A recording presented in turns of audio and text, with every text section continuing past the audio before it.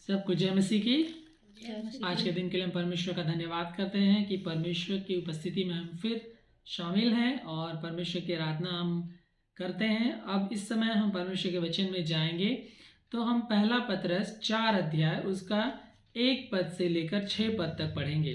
कुछ सप्ताह से हम पतरस की पत्री का अध्ययन कर रहे हैं जिसमें बहुत सारी आशीषें मिली हैं, लेकिन आज का जो वचन है वो पहला पतरस 4 अध्याय के 1 से 6 पद में है, जो एक परिवर्तित जीवन जो प्रभु यीशु मसीह के द्वारा हमको मिलता है उसको हम कैसे जिएं, या यूं कह लें कि हम परमेश्वर के लिए जो एक विश्वासी का जीवन है वो किस तरह का होना चाहिए। तो उसके बारे में आज हम लोग अध्ययन करेंगे। आइए हम पढ़ते हैं पहला पतरस 4 अध्याय का 1 पद से लेकर 6 पद तक। इसलिए जबकि मसीह ने शरीर में होकर दुख उठाया तो तुम भी उसी मनसा को हथियार के समान धारण करो, क्योंकि जिसने शरीर में दुख उठाया वह पाप से छूट गया, ताकि भविष्य में अपना शेष शारीरिक जीवन मनुष्यों की अभिलाषाओं के अनुसार नहीं वरन परमेश्वर की इच्छा के अनुसार व्यतीत करे। क्योंकि अन्य जातियों की इच्छा के अनुसार काम करने और लुचपन की बुरी अभिलाषाओं, मतवालापन, लीला क्रीड़ा, पियक्कड़पन और घृणित मूर्ति पूजा में जहां तक हमने समय गवाया वही बहुत हुआ। इससे वे अचंभा करते हैं कि तुम ऐसी बाहरी लुचपन में उनका साथ नहीं देते, और इसलिए वे बुरा भला कहते हैं। पर वे उसको जो जीवितों और मरे हुओं का न्याय करने को तैयार है लेखा देंगे। क्योंकि मरे हुओं को भी सुसमाचार इसीलिए सुनाया गया कि शरीर में तो मनुष्यों के अनुसार उनका न्याय हो, पर आत्मा में वे परमेश्वर के अनुसार जीवित रहें। पतरस विश्वासियों को लिख रहा है और पहली पत्री है पतरस की, और उसके पहले अध्याय से हम देखें तो पतरस विश्वासियों को उत्साहित करने की कोशिश कर रहा है और उनको सबसे पहले वो उस सुसमाचार के बारे में याद दिलाता है जो उन्होंने प्रभु यीशु मसीह पर विश्वास करके पाया है। वो उनकी जो अनंत जीवन है वो उनकी मीरास है जो कभी मिटने की नहीं है। और इस प्रोसेस में जब एक मसीही बनकर आप यीशु के पीछे चलते हैं, उस यीशु पर विश्वास करते हैं, आप अपने पापों से पश्चाताप करते हैं, बपतिस्मा पाते हैं, अपना क्रूस उठाकर डेली चलने यीशु के पीछे चलने का निर्णय लेते हैं, तो इसमें आपको दुख भी आएगा। पतरस स्ट्रेट अवे कहता है कि आप दुख झेलेंगे, दुख झेल सकते हैं, आपके ऊपर ताड़नाएं पड़ सकती हैं, आपके ऊपर सताव आ सकता है, क्योंकि यीशु मसीह ने भी इन बातों का प्रमाण दिया कि यदि आप मेरे विश्वासी हैं, मेरे पीछे आप चलते हैं तो आपको दुख उठाना होगा। और इन बातों को हमने विस्तार से कई सप्ताह में देखा था कि किस तरह एक विश्वासी को दुख उठाना होगा, और दुख उठाने के द्वारा ही हमें विजय प्राप्त होती है। और प्रभु यीशु मसीह का एक ये बहुत बड़ा उदाहरण है कि यीशु खुद दुख उठाने के द्वारा विजय, उन्होंने मृत्यु पर, शैतान पर और पाप पर विजय पाई, और वो भी परमेश्वर के दाहिनी हाथ जाकर बैठ गए, और यीशु के हाथों में आकाश और पृथ्वी का सारा अधिकार दिया गया है। तो विश्वासियों को पतरस ये लिख रहा है एक परिवर्तित जीवन के बारे में जो कि यीशु के द्वारा हमें मिलता है। और जब हम परिवर्तित जीवन, नया जन्म पा करके विश्वासी हो जाते हैं, हम यीशु के कहलाते हैं, तो हमें किस तरह अपना जीवन जीना है और कौन कौन सी चुनौतियां हमारे सामने पड़ सकती हैं, और उसको हमें ग्लैडली, आनंद के साथ उसको हमको ग्रहण करना होगा।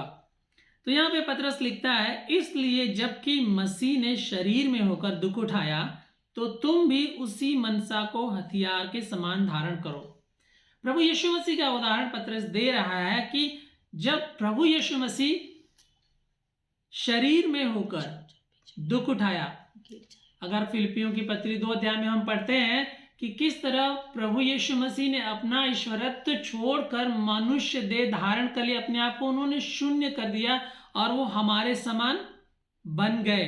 तो उन्होंने शरीर में होकर दुख उठाया, और इसीलिए विश्वासी जनों को पतरस कह रहा है कि वही मनसा, मनसा का मतलब एटीट्यूड, फिलिपियों में लिखा है तुम्हारा चाल चलन और तुम्हारा स्वभाव किस तरह हो, यीशु मसीह की तरह हो जाए। क्योंकि यीशु ने दुख उठाया तो हमें भी दुख उठाने की मनसा हमारे अंदर होनी चाहिए। जानबूझकर परसिक्यूशन को बुलावा नहीं देना है, लेकिन अगर हमारे प्रति, हमारे विश्वास के प्रति, हमारे मसीही होने के कारण हम पर सताव आता है तो हमें उसके लिए क्या करना है, रिसेप्टिव होना है, उसको ग्रहण करना चाहिए। क्योंकि ये जो प्रेरित है, पतरस और यूहन्ना और याकूब और पौलुस, इनके जीवन में हम देखें, जब हम प्रेरितों के काम पढ़ते हैं चैप्टर 1 से लेकर फॉरवर्ड 28 चैप्टर तक, और उसके बाद भी पहले शताब्दी में बहुत सारे जो मसीह थे उनको किस तरह सताया गया और उनको दुखों का सामना करना पड़ा और बहुतों को अपनी जान प्रभु यीशु मसीह के लिए गंवानी पड़ी। इसका मतलब ये नहीं कि उन्होंने लॉस झेला हुआ, उनका नुकसान हुआ, ऐसा कुछ नहीं है, क्योंकि मृत्यु जो उनको मिली वो प्रभु यीशु मसीह के विश्वास करने के द्वारा, उनके प्रचार करने के द्वारा, उनके सुसमाचार की गवाही के द्वारा, उसके लिए परमेश्वर ने उनको क्या रखा है, स्वर्ग में उनके लिए बड़ा मुकुट रखा है, जिसकी पौलुस भी उसके बारे में बात करता है। तो विश्वासी जनों का जो व्यवहार है, एटीट्यूड है, उनकी मनसा है, उनका जो सोच विचार है, उसको हथियार के समान क्या करना है, एक्सेप्ट कर लेना, धारण कर लेना, पहन लेना।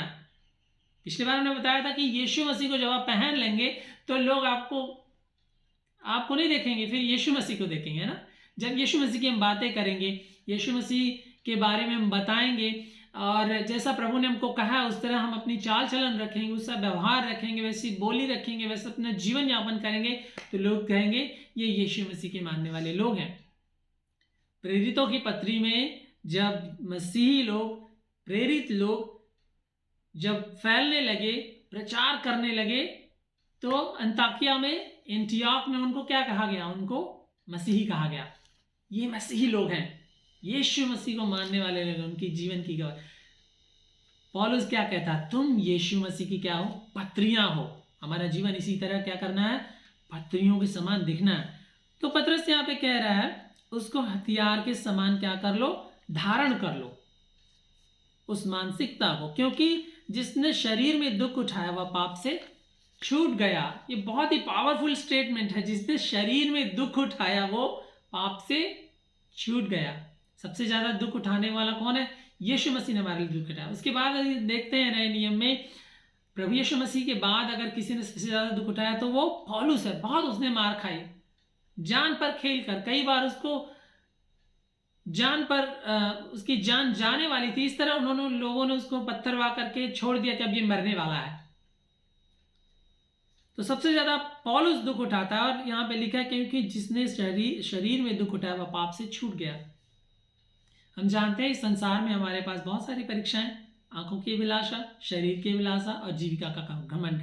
ये तीन चीजें हमें पुल डाउन करती हैं, हमें दबाने की कोशिश करती है। जैसे बीज बोने वाले के दृष्टांत में हम सुनते हैं, बीज बोने वाला जब निकला तो कई जगहों में उसने बीज डाले, झाड़ियों में, पथरीली भूमि में, रास्ते के किनारे और खेतों में। तो झाड़ियों में, पथरीली भूमि जो है और रास्ते के किनारे, उसका क्या होता है, वो फल नहीं लाते हैं, उग तो जाते हैं लेकिन धीरे धीरे क्या करते हैं, दब जाते हैं। जीवन की चिंताओं में, परीक्षाओं की वजह से, सताव की वजह से वो क्या करते हैं, दब जाते हैं। लेकिन जो अच्छी भूमि पर होता है, जो तैयार रहता है, उसमें क्या होता है, फल आता है। क्योंकि जिसने शरीर में दुख उठाया वह पाप से छूट गया। रोमियो की पत्री 6 अध्याय का 5 से 7 पद हम पढ़ेंगे। रोमियो की पत्री 6 अध्याय का 5 से 7 पद। क्योंकि यदि हम उसकी मृत्यु की समानता में उसके साथ जुट गए हैं तो निश्चय उसके जी उठने की समानता में भी जुट जाएंगे।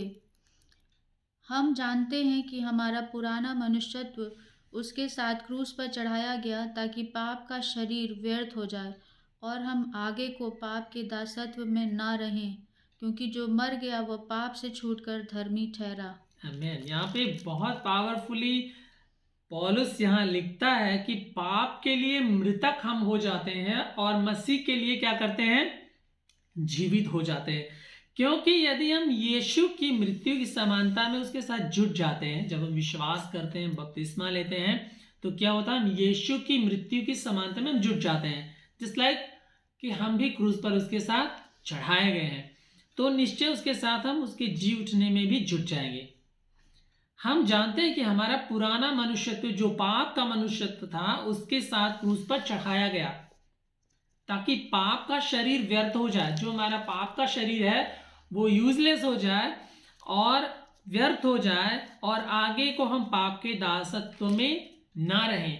जो व्यक्ति अपने आप को प्रभु यीशु के साथ क्रूस पर चढ़ाता, विश्वास करने, बपतिस्मा लेने के द्वारा, वो क्या हो जाता है, पाप के दासत्व में से छूट जाता है। अब हम बॉन्डेज में नहीं है, पाप के बॉन्डेज में नहीं है। अब हम यीशु के बॉन्ड सर्वेंट्स हैं। हम यीशु ने हमें मोल लेकर क्या कर लिया है, छुड़ा लिया है। अब हम यीशु के दास हैं।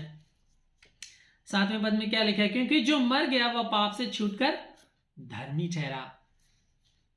हम जानते हैं, बहुत बार ये उदाहरण हम दे चुके हैं, अगर कोई व्यक्ति मर जाता है तो वो अपने आप से फिर मूव नहीं कर सकता, कोई एक्टिविटी नहीं कर सकता। अगर हम पाप के लिए मर जाएं तो हम फिर पाप के लिए कोई एक्टिविटी नहीं करेंगे। और वो होगा कैसे, प्रभु यीशु मसीह पर विश्वास करने के द्वारा। लेकिन जो व्यक्ति दुख उठाता है वो समझिए आग में से उसको प्यूरिफाई होना पड़ता है।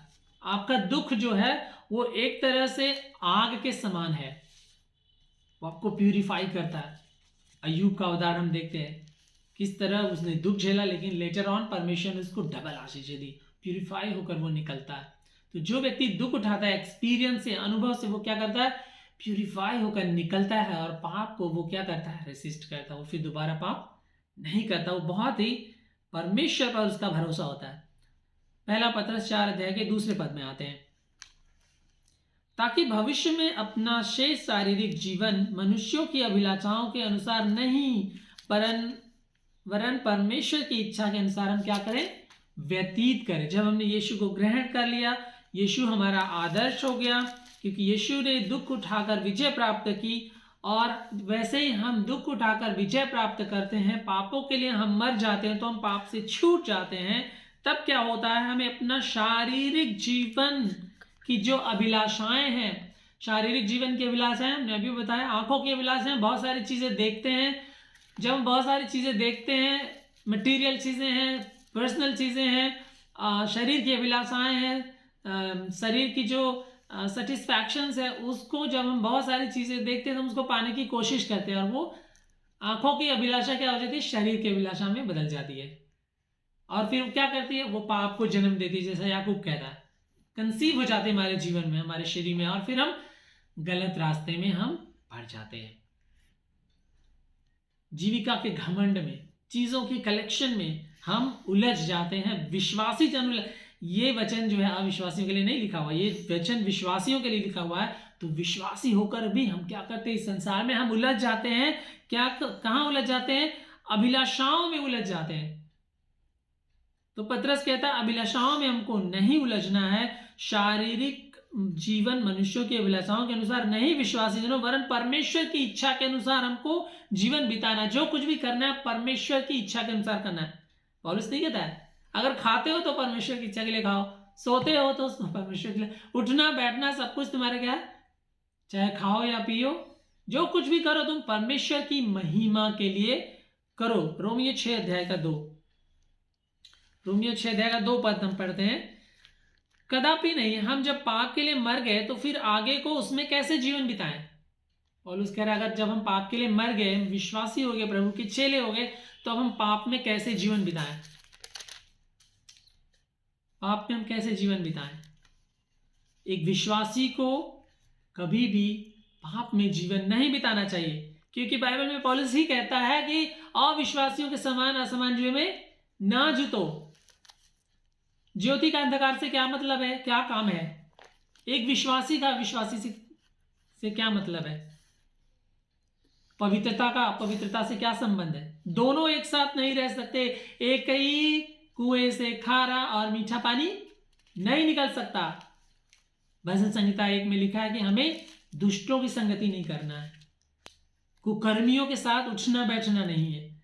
विश्वासी जनों को शरीर की अभिलाषाओं के अनुसार जीवन नहीं बिताना है, क्योंकि ऐसे बहुत सारे लोग हैं। प्रभु यीशु मसीह कहते हैं मत्ती रचित सुसमाचार में कि बुलाए हुए तो बहुत है लेकिन चुने हुए थोड़े हैं। और बहुत सारे लोग कहेंगे हे प्रभु, क्या मैं आपके पीछे नहीं चला, क्या मैंने सेवा नहीं की, क्या मैंने दुष्ट आत्माओं को नहीं निकाला, क्या मेरे चर्च में बहुत सारे लोगों ने चंगाई नहीं पाई। प्रभु यीशु मसीह कहेगा मैं तुम्हें नहीं जानता हूं। क्या कहेगा प्रभु यीशु मसीह, मैं तुम्हें नहीं जानता हूं। तीसरा पद, पहला पत्रस 4 अध्याय के 3 पद में आते हैं, क्योंकि अन्य जातियों की इच्छा के अनुसार काम करने, किसकी, अन्य जातियों की इच्छा के अनुसार, विश्वासी जनों सुन लो ध्यान से, किसके अनुसार? अन्य जातियों की इच्छा के अनुसार मत चलो। अपने आप को प्रभु का जानकर प्रभु के पीछे तुम चलो। लिखा है उनके अनुसार काम करने और लुचपन की बुरी अभिलाषाओं, मतवालापन, लीला क्रीड़ा, पियक्कड़पन और घृणित मूर्ति पूजा में जहां तक तुमने पहले समय गंवाया वही बहुत हुआ। अगर आप कलीसिया में आ रहे हैं, प्रभु यीशु मसीह को आप मानते हैं, आप कहते हैं मैं प्रभु को मानता हूं, मैं विश्वासी हूं, आप बपतिस्मा भी ले लिया, आपके घर में बाइबल है, पढ़ी जाती नहीं पढ़ी जाती मुझे नहीं मालूम, लेकिन अगर आप ये क्लेम करते हैं कि आप यीशु के पास जाते हैं, आप कलीसिया जाते हैं, आप इतने साल से विश्वासी हैं, तो आपका जीवन अविश्वासियों से भिन्न होगा, परिवर्तित होगा। आपको यीशु के लिए जीना होगा। यीशु ने कहा यदि कोई मेरे पीछे आना चाहे तो अपना क्रूस उठाए। कब? प्रतिदिन अपना क्रूस उठाना, आपको इनकार करना है अपने आप का और यीशु के पीछे अपना क्रूस उठाकर चलना है। अविश्वासियों के समान आपको जीवन नहीं बिताना है, ड्रंकेननेस में नहीं जाना है, मतवाला नहीं होना है, वाइल्ड पार्टीज में नहीं जाना आपको, और घृणित मूर्ति पूजा का काम आपको नहीं करना है। बहुत सारे लोग विश्वासी जन भी घृणित मूर्ति पूजा करते हैं। हम रोमन कैथोलिक्स की बात नहीं कर रहे हैं, लेकिन जो कलीसिया आते हैं, कलीसिया के लोग, अभी फेस्टिवल आएगा, अभी फेस्टिवल वो लोग मना लेंगे। हिंदू वो कहेंगे हमारे हिंदू मित्र मनाते हैं, हम उनको विश करने जा रहे हैं, हम उनको अच्छा भला करें। परमेश्वर ने जिस चीज को घृणित ठहराया उसको आप कैसे एक्सेप्ट कर सकते हैं? एक विश्वासी होने के नाते आपको शर्म आनी चाहिए आपको विश्वासी कहते हुए। अगर आप मूर्ति पूजा कर रहे हैं, अगर आप होली दिवाली ईद विश कर रहे हैं, आप विश्वासी नहीं हो सकते, क्योंकि परमेश्वर ने मूर्ति पूजा को day 1 chapter 1 to Revelation condemn किया है, और उसकी वजह से परमेश्वर ने अपने लोगों को दंड दिया, उनको बंधुआई में भेजा और बहुत पनिशमेंट उनके लोगों को मिली। परमेश्वर के स्थान को हम किसी और को नहीं दे सकते, इसलिए प्रभु ने कहा तू मुझे छोड़ किसी और को ईश्वर करके ना मानना, और किसी भी वस्तु की प्रतिमा ना बनाना, ना उसके आगे हमको झुकना है। देख लेते हैं कुछ वर्सेस। रोमियो 13 का 13, रोमियो 13 अध्याय का 13,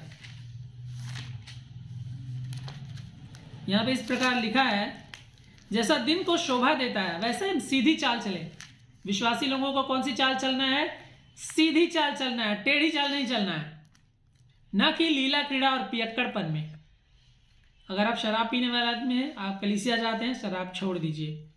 ना व्यभिचार में, इधर उधर झांकना बंद कर दीजिए, और ना लुचपन में, और ना झगड़े और डाह में, वरन प्रभु यीशु मसीह को पहन लो और शरीर की अभिलाषाओं को पूरा करने का उपाय ना करो। पिछले बार भी हमने बताया था कि शरीर की अभिलाषाओं को पूरा करने का हमको उपाय नहीं करना, हमको ये उपाय करना कि हम किस तरह परमेश्वर की महिमा करें, हम वो काम करें जो परमेश्वर को शोभा देता है, जिससे परमेश्वर की महिमा होती है, जिससे परमेश्वर प्रसन्न होता है। मत्ती सुसमाचार और दूसरे सुसमाचारों में प्रभु ने 3 सेवकों के बारे में बताया। प्रभु यीशु मसीह ने बताया कि एक मालिक था जिसने एक व्यक्ति को 5 तोड़े दिए, एक को 3 और एक को 1। तो जिनको 5 दिए और जिनको 3 दिए उन्होंने मेहनत करके और कमाया, जिसको 1 दिए उसने गाड़ दिया और उसने कोई मेहनत नहीं की, उसने जो जैसा वैसा लौटा दिया, तो वो निकम्मा ठहरा। लेकिन जिन्होंने मेहनत की उनको जो दिया गया था उसके द्वारा उन्होंने प्रभु की सेवा की और मेहनत की और मल्टीप्लाई किया। तो तीसरे को जिसने कुछ काम नहीं किया उसको प्रभु ने क्या कहा? निकम्मे हो तुम, निकल जाओ, और नरक की आग में उसको डाल दिया जाएगा। हमको क्या करना है? जो प्रभु को भाता है, प्रभु को जो शोभा देता है, जो प्रेज वर्दी है, वो काम हमको करना, वो काम विश्वासियों को करना है। अंधकार के, पाप के, मूर्ति पूजक, लीला क्रीड़ा, पियक्कड़पन, मतवालेपन का काम नहीं करना। ये सब हमने बहुत किया। इफिसियों 2 का 2 में क्या लिखा हुआ है? इफिसियों 2 का 2 में लिखा हुआ है, इन्हीं सब में तुम पहले ही संसार की रीति पर और आकाश के अधिकार के हाकिम अर्थात उस आत्मा के अनुसार चलते थे जो अभी आज्ञा न मानने वालों में कार्यरत है। यही सब काम विश्वासी जन जो थे, विश्वासी होने के पहले हम यही सब काम करते थे और इसी के अनुसार हम चलते भी थे, जो आज्ञा न मानने वालों में अभी भी कार्यरत है। इनमें हम भी सबके सब पहले शरीर की अभिलाषाओं में दिन बिताते थे। बिताते थे अब ना बिताएं, और शरीर और मन की इच्छाएं पूरी करते थे, और अन्य लोगों के समान स्वभाव से क्रोध की संतान थे, दंड के पात्र थे। हम इन्हीं सब में अपना जीवन हमने गवाया। अब बहुत हुआ, इनफ इज इनफ। विश्वासी जनों, अब बहुत हुआ। पाप में जीवन न बिताएं, पाप से निकलकर परमेश्वर के पास आए और क्या करें? परमेश्वर को शोभा देने वाला जीवन हमको और आपको बिताना है। पहला पत्रस 4 अध्याय का 4 पद में पहुंचते हैं। इससे वे अचंभा करते हैं कि तुम ऐसे भारी लुचपन में उनका साथ नहीं देते, इसलिए वे आपको क्या कहते हैं? बुरा भला कहते हैं। कौन लोग हैं ये जहां से आप निकले हैं विश्वासी होकर के? कौन लोग जो आपके बारे में बुरा भला कहेंगे? आपके फ्रेंड्स, आपके रिलेटिव्स, आपके फैमिली मेंबर। यीशु मसीह ने कहा नहीं मत्ती 10 अध्याय में कि अगर किसी ने अपने माँ बाप, भाई बहन, हित रिश्तेदार, प्रॉपर्टी, जो कुछ भी मेरे लिए छोड़ दिया है, मैं उसको 100 गुना दूंगा। अगर नहीं छोड़ा है तो अभी तक वो संशय में हो, विश्वासी की योग्यता में नहीं चल रहा है। यहां पे लिखा है अब बहुत हुआ। जब आप यीशु के पीछे चलते, लोग आपको बुरा भला कहते हैं, कहेंगे लोग आपको बुरा भला। यूहन्ना रचित सुसमाचार में प्रभु ने कहा आपको लोग सताएंगे। मत्ती 24 में प्रभु ने कहा आपको लोग क्या करेंगे? जेलों में भी डाल देंगे, सताएंगे, आप पर प्रहार करेंगे और आपके बारे में बुरा भला कहेंगे। पर 5वें पद में क्या लिख के आया? पर वे उसको जो जीवितों और मरे हुओं का न्याय करने को तैयार है लेखा देंगे। एवरीवन, हर एक व्यक्ति यीशु के सामने क्या करेगा? झुकेगा और अंगीकार करेगा कि यीशु ही प्रभु है। लेकिन उस टाइम मौका नहीं मिलेगा मन फिराव का। अभी मौका है मन फिराव का, अभी मौका है पश्चाताप का। यहाँ पे लिखा है प्रभु यीशु मसीह के सामने हर एक को लेखा देना होगा। लेकिन जो सताने वाले लोग हैं, जो आपको बुरा भला कहने वाले लोग हैं, जो सुसमाचार को दबाने वाले लोग हैं, उनको क्या होगा? दूसरा थिस्सलुनीकियों 1:8 के अनुसार परमेश्वर क्या करेगा? उनको दंड देगा और उनका लेखा लेगा। क्योंकि मरे हुओं को भी सुसमाचार, जो हमसे पहले मर चुके हैं उनको भी सुसमाचार इसीलिए सुनाया गया कि वे उस पर विश्वास करके उद्धार पाए और उनका भी मनुष्य के अनुसार न्याय हो। तो पत्रस यहाँ पे कहता है, पहले पद में हम वापस आते हैं, इसलिए जबकि मसीह ने शरीर में होकर दुख उठाया तो तुम भी उसी मनसा को हथियार के समान धारण कर लो, क्योंकि जिससे शरीर में दुख उठाया वो पाप से छूट गया। हम पाते हैं पत्रस के 2 अध्याय में 15 पद से आगे कि मसीह हमारा आदर्श है। किन चीज़ों में? दुख उठाने में। आज की कलीसियाएं आपको दुख के बारे में बात नहीं करती हैं। आज की कलीसियाएं आपको कहती हैं हम प्रेयर करेंगे आप ठीक हो जाएंगे। कोई सी बीमारी आपके पास हो, आओ हम प्रार्थना करते हैं आप ठीक हो जाएगी, आपका सब ठीक होगा, आपका घर बन जाएगा, आपको नौकरी मिल जाएगी, आपको प्रमोशन मिल जाएगा, आप हेल्दी रहेंगे, लाइफ टाइम आपको कोई बीमारी नहीं होगी। तमाम तरह के वादे आज की कलीसियाएं करती हैं।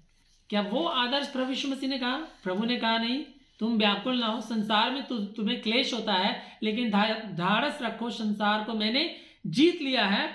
पत्रस जो है 2 अध्याय में 18 पद से आगे कहता है मसीह हमारा आदर्श है। किन चीजों में? यदि हम भला काम करके दुख उठाते और धीरज धरते हैं तो यह परमेश्वर को भाता। अगर आप दुख उठाते हैं तो परमेश्वर को ये भाता है। प्रेरित जब शुरू में वो प्रचार करने लगे, पतरस और यूहन्ना को कोड़े लगाए गए, तो उन्होंने क्या कहा? वी आर ब्लेस्ड, एटलीस्ट परमेश्वर के लिए दुख उठाने के योग्य तो हम ठहरे। प्रकाशित वाक्य में हम देखते हैं कितने कलीसियाओं को दुख दिया जाता है। प्राचीन कलीसिया में पहली शताब्दी में सारी कलीसियाओं को सताया गया, सारे प्रेरितों को सताया गया और सारे के सारे प्रेरितों को क्या हुआ? मार डाला गया।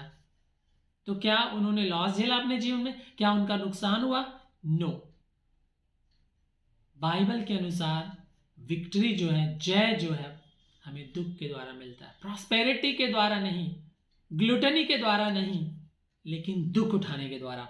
यहां पे लिखा है 21 पद में, 2 अध्याय के 21 पद में, पहला पत्रस 2 अध्याय के 21 पद में, और तुम इसीलिए बुलाए भी गए हो। किस लिए?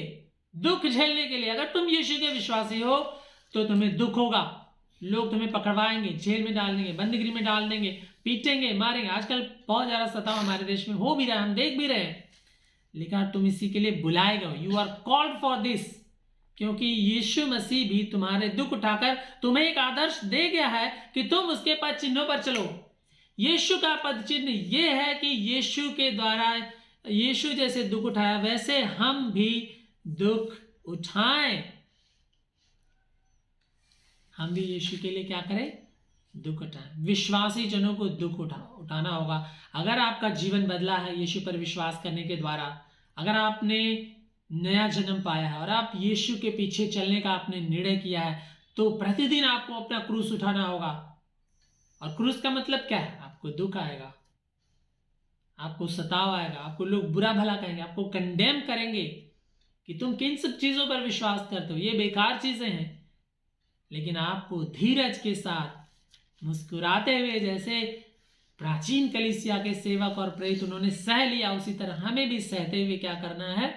यीशु जो हमारा आदर्श है वैसे में एक आदर्श क्या करना है? पेश करना है, ताकि भविष्य में हम अपना शेष शारीरिक जीवन मनुष्यों की अभिलाषाओं के अनुसार नहीं, परंतु परमेश्वर की आज्ञाओं, उसकी धार्मिकता, उसके पवित्रता और आत्मा के फलों के अनुसार हम अपने जीवन को जिए, ताकि परमेश्वर के लिए वो शोभनीय हो, परमेश्वर के लिए वो महिमा का कारण हो। Isn't it? और हम लीला क्रीड़ा, पियक्कड़पन, शरीर की अभिलाषाओं और मूर्ति पूजा और अन्य तमाम चीजों में जीवन बिताए, उसमें हम जीवन ना बिताएं, उसमें हम जीवन ना बिताएं। तो ये हमारे लिए चुनौती है, विश्वासियों के लिए ये चुनौती है, आपके लिए और हमारे लिए ये चुनौती कि हम किस तरह जीवन बिताएं। क्या हम संसार की तरह हो गए? क्या हम लोगों को अट्रैक्ट करने के लिए सांसारिक चीज़ों को इंक्लूड कर लेते हैं? क्या हम कलीसिया में लोगों का एंटरटेनमेंट करते हैं? क्या लोगों को बांध के रखने के लिए हम टैक्टिक्स का प्रयोग करते हैं? इन सब चीज़ों को प्रेरितों ने प्रयोग नहीं किया। उन्होंने सीधे जाकर प्रभु यीशु मसीह के जीव मारे जाने, गाड़े जाने और जीवने का सुसमाचार प्रचार किया। और यही सुसमाचार प्रचार आपको और हमको करना है। हमें लोगों को लुभाने वाला कोई काम नहीं करना है। लुभा के जो कलीसियां लोगों को काम करती हैं वो मीडियाकर होते हैं। प्रभु यीशु मसीह ने कहा तुम ना ठंडे हो ना तुम गर्म हो, मैं तुमको उगल दूंगा। और परमेश्वर ऐसे लोगों को दंड देगा। इसलिए हमें खराई का जीवन, पवित्रता का जीवन, सच्चाई का जीवन, प्रभु के लिए दुख उठाने के लिए तैयार रहने का जीवन हमको जीना। समय असमय हमको तैयार रहना है। पतरस कहता है समय असमय हमको तैयार रहना है। तो आइए हम प्रभु के लिए तैयार हैं। समाज बदल रहा है, गवर्नमेंट्स बदल रही है, नियम कानून बदल रहे हैं, उससे हमें डरना नहीं है। अगर ऐसे प्रेरित लोग डर जाते तो आज आपके पास और हमारे पास सुसमाचार नहीं होता और कलीसिया का विस्तार नहीं होता, प्रभु का राज्य यहाँ तक नहीं फैला होता। तो डरना नहीं है, परमेश्वर के वचन को लेकर आगे बढ़ना है। अपने जीवन को प्रभु ने जैसा दिखाया, जैसा आदर्श बताया है, उसी तरह हमको भी आगे बढ़ना है। तो परमेश्वर आप लोगों को इस वचन के द्वारा आशीष दें। हमें उम्मीद है कि आपको परमेश्वर ने आशीष दिया होगा और उत्साहित किया होगा। आइए हम छोटी सी प्रार्थना करें। हमारे स्वर्गीय पिता, हम आपका धन्यवाद करते हैं प्रभु आज के दिन के लिए, इस वचन के लिए जो आपने हमें दिया है। इन वचनों के द्वारा हमें आपने उत्साहित किया और जो हमारे सुनने वाले भाई बहन हैं उनको भी आप उत्साहित करें कि मसीह के लिए दुख उठाना अवश्य है, क्योंकि विक्ट्री जो है, जो जय है, हम दुख के द्वारा पाते हैं। प्रकाशित वाक्य में हम पाते हैं कि प्रभु के जो मार्टियर्स हैं, जो बलिदान किए हुए लोग हैं, वो प्रभु की उपस्थिति में सीधे जाते हैं, प्रभु के सिंहासन के, प्रभु के वेदी के सामने वो रहते हैं। तो दुख उठाना प्रभु के लिए बुरी बात नहीं है, लेकिन ये अच्छी बात है और आदर्श की बात है और परमेश्वर के लिए ये शोभनीय है और इसीलिए हम सब यीशु में बुलाए गए हैं। तो परमेश्वर हम सभी को आशीष दें और परमेश्वर की महिमा प्रार्थना यीशु के नाम से मांगते हैं। आमीन। जय मसीह।